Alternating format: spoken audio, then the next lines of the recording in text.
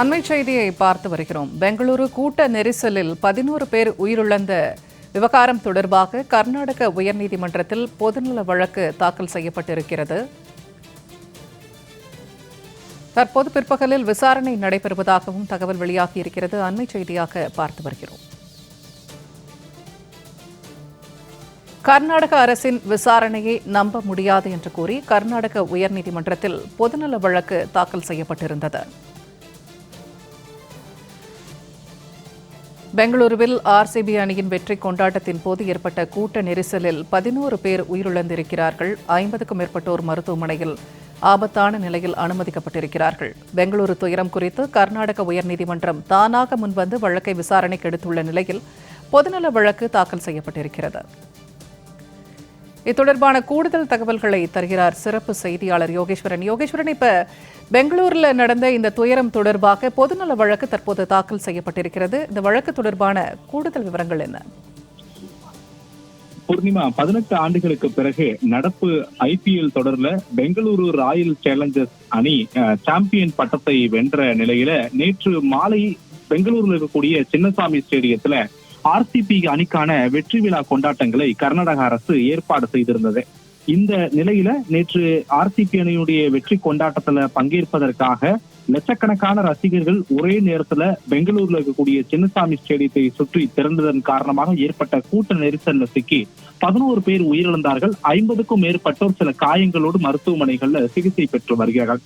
இந்த நிலையில 11 பேர் உயிரிழந்தது தொடர்பாக விசாரணை நடத்துவதற்கு கர்நாடக அரசு நீதிமன்ற விசாரணை நீதித்துறை விசாரணைக்கு உத்தரவிட்டிருக்கக்கூடிய நிலையில கர்நாடக உயர்நீதிமன்றத்துடைய தலைமை நீதிபதி இன்று காலை இந்த விவகாரங்கள் தொடர்பாக தானாக முன்வந்து இந்த வழக்கை நாங்கள் விசாரணை நடத்துகிறோம் என்று அறிவித்திருந்தார். இது தொடர்பான வழக்கு இன்று பிற்பகல் 2:30 மணிக்கு விசாரணைக்கு வர உள்ளது. இது முன்பு அறிந்த செய்தி. இந்த நிலையில கர்நாடகாவை சேர்ந்த வழக்கறிஞர் ஒருவர் மேலும் ஒரு பொதுநல மனு ஒன்றை கர்நாடக உயர்நீதிமன்றத்தில் தாக்கல் செய்திருக்கார். அந்த மனுவில் அவர் என்ன தெரிவித்திருக்கார் என்றால், கர்நாடக அரசினுடைய நிர்வாக தோல்வியே நேற்று 11 பேர் உயிரிழந்ததற்கான காரணம். குறிப்பாக இலவசமாக அனுமதிக்கப்பட மாட்டார்கள், டிக்கெட் கட்டாயம் என்று நேற்று சின்னசாமி ஸ்டேடியத்துல கர்நாடக அரசு அறிவித்தது. அதனை நம்பி மக்கள் டிக்கெட் உள்ளவர்கள் மட்டும் அந்த சின்னசாமி ஸ்டேடியத்தில் இருக்கக்கூடிய வாயில் முன்பு திரண்டிருந்தார்கள். ஆனால் ஒரு கட்டத்தில் இது இலவசம் என்று அறிவிக்கப்பட்டதற்கு பிறகாக ஆயிரக்கணக்கான ரசிகர்கள் ஒரே நேரத்துல சின்னசாமி ஸ்டேடியத்தினுடைய அந்த கதவுகள் முன்பு திரண்டதன் காரணமாக ஏற்பட்ட கூட்ட நெரிசல்ல சிக்கிய இந்த 11 பேர் உயிரிழந்தார்கள். எனவே இது கர்நாடக அரசினுடைய நிர்வாக தோல்வியே 11 பேர் உயிரிழப்புக்கான காரணம் என மனுதாரர் மனுவுல குற்றம் சாட்டியிருக்கார். இவை மட்டுமல்லாமல் கர்நாடக அரசு எந்தவித திட்டமிடலும் இல்லாமல் இந்த நிகழ்ச்சியை ஏற்பாடு செய்திருந்தார்கள்.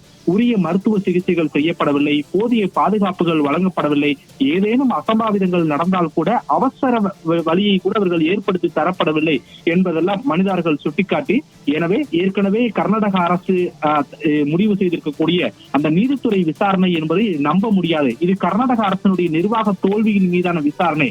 எனவே இது சுதந்திரமாக நடைபெற வேண்டும் என்பதால் கர்நாடக உயர்நீதிமன்றத்துடைய ஒரு நீதிபதி தலைமையில இதற்கான ஒரு விசாரணை ஆணையம் அமைத்து இந்த விவகாரங்கள் குறித்தெல்லாம் விசாரிக்கப்பட வேண்டும். எனவே இதற்கு கர்நாடக உயர்நீதிமன்றம் உத்தரவிட வேண்டும் என கோரிதான் மனுதாரர் லோஹித் ஜி ஹனுமாபுரா என்பவர் இந்த வழக்கு என்பதை தாக்கல் செய்திருக்கார்.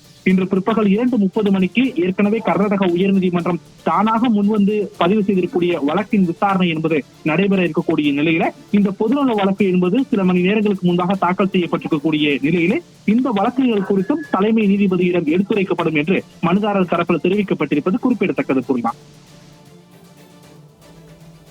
தகவல்களை பகிர்ந்து கொண்டமைக்கு நன்றி யோகேஸ்வரன்.